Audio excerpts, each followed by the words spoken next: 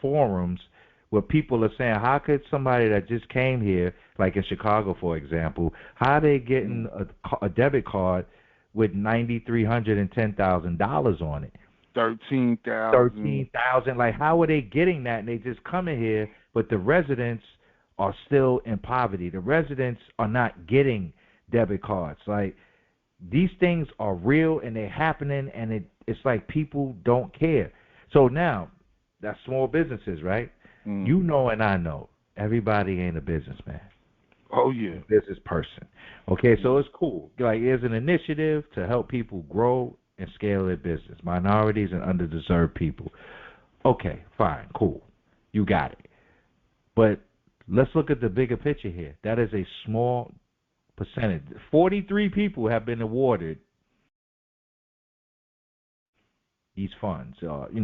At that point of when I was reading it on the WhiteHouse.gov, the fact that we're even reading these things is why we're doing this show. Because if we don't read it, then we just talking shit. So, but we don't do that. Like, we're giving out information. So, but you know the sad part, and I think this is the part that's disheartening. Okay, we can read all day, we could give out the information, and amongst our peers, because I believe in the youth. I'm calling them youth, but they're fucking adults. They mid-20s, so I apologize. So for my young adults out there, I believe in you. We believe in you. Two Grumpy Men believes in you. So we're giving out this information to you because we know that y'all can push it forward, because I know that they're fed up. They fed up with hearing bullshit. They don't want to hear from the 60-year-old brainwashed person who is good, they're comfortable. They don't want to hear from the person who has no plans to make changes. They go on along to get along. They don't want to hear from you. They don't like you. That's just a fact. They need to hear from us and people like us that are, I'm not an entertainer. I'm not a celebrity. I'm not chastising you because you don't want to go along with a system. Like, you should, you need to consider alternatives. So for people to tell you that, oh, well, she's doing this, what's his plan? Look, I don't care too much about this part, I'm an entrepreneur, but I understand, like, the SBA, that's what they're there for. Small Business Administration, that's what they do. So you're going to tie it to her as if, oh, well, she pushed money there. Okay, cool. I'm okay with that. But don't use that as a selling point to have a whole black men summit where you got all of these comfortable ass Negroes up there, and then but they mad, fam, because, oh, we're the scapegoat if she doesn't win. Like, they're taking our position, but yet they want to vote for her anyway, right? But they want to be mad though. That was the hypocrisy of that whole shit. Like, y'all know that y'all gonna be the scapegoat because the narrative is black men are against Harris, and that's not true.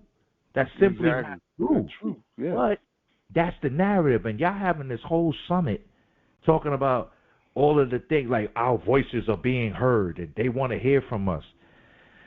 Man, there are about 1 million immigrants and counting coming to each of these cities. They don't care about what you have to say, but you will be the scapegoat, black man, because you don't like Harris. Or, I did bring this up. Well, actually, you brought it up. It was a funny-ass meme. Rachel Dolezal, like, she said she was black. She changed her hair, all that shit, ran the NAACP, taught at Howard. Like, she got cornrows and all of that. Her family came out. They white. They Caucasian. They have no black ancestry. Same as Kamala. She has no black ancestry. Her father is a Hindu Irishman who lived in India, and his father was a Hindu Irish who lived in Jamaica and owned slaves.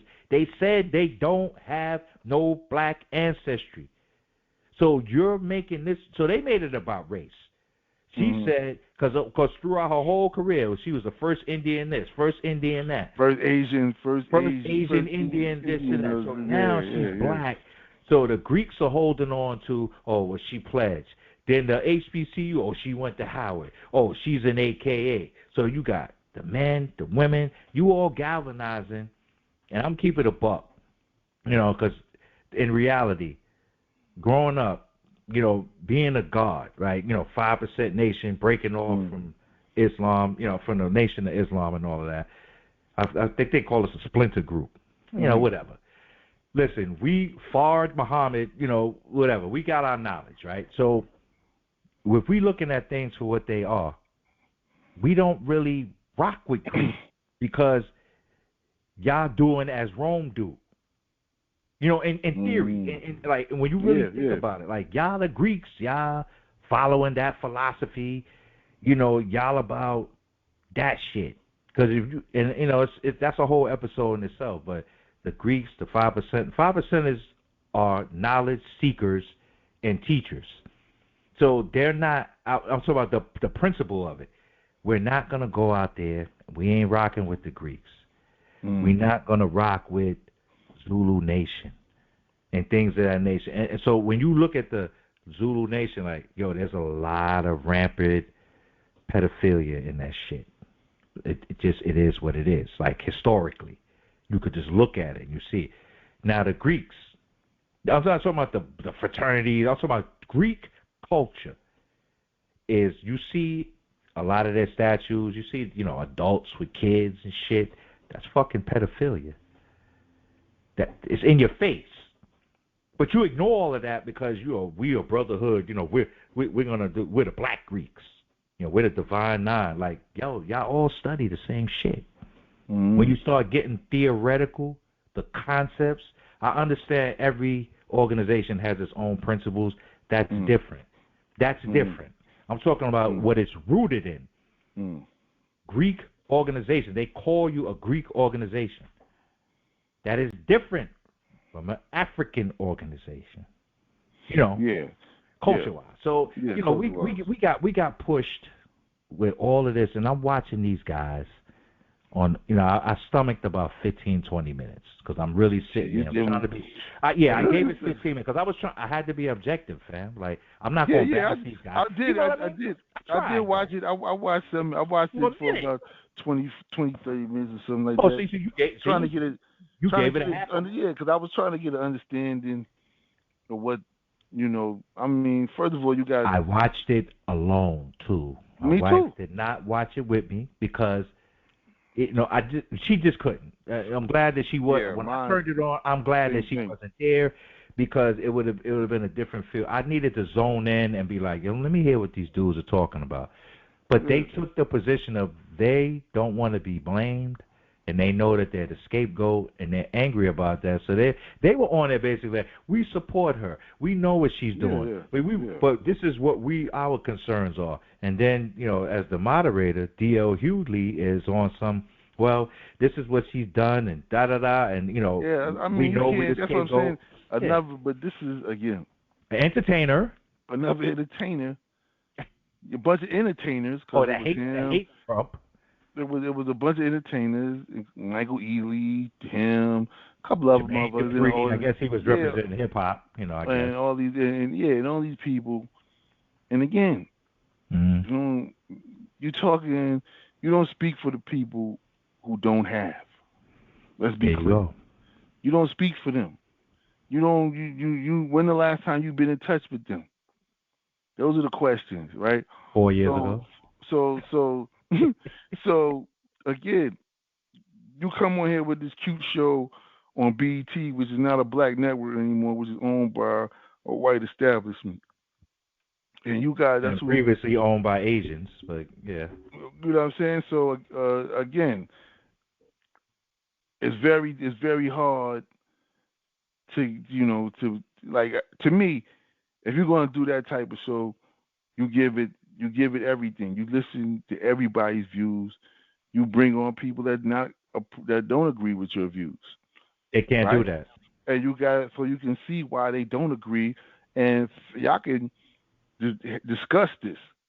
and have a Mm-hmm. discussion amongst black men who are on one side and black men on another side, and come together and have that discussion and maybe come to an agreement or an alliance to say, okay, what is and how we can use this. But you don't wait like the last hour before, the week before an election, and then Yeah, want to do that well, with a week left, with a exactly. week left. Like, that's bullshit. So that's Hollywood shit. That's the It was type of definitely shit they do. Hollywood. It was a Yeah. promotion. Like, you ain't have, you know, people was in there telling their stories, and I mean, it wasn't. You listening to it and you like how we do. We look at Yeah. shit in a different lens. So when you looking at it in a lens, what we doing, it's like, okay, this is a production. This ain't really about nothing. It's a production. I It's definitely it's viewed it something. that way. It's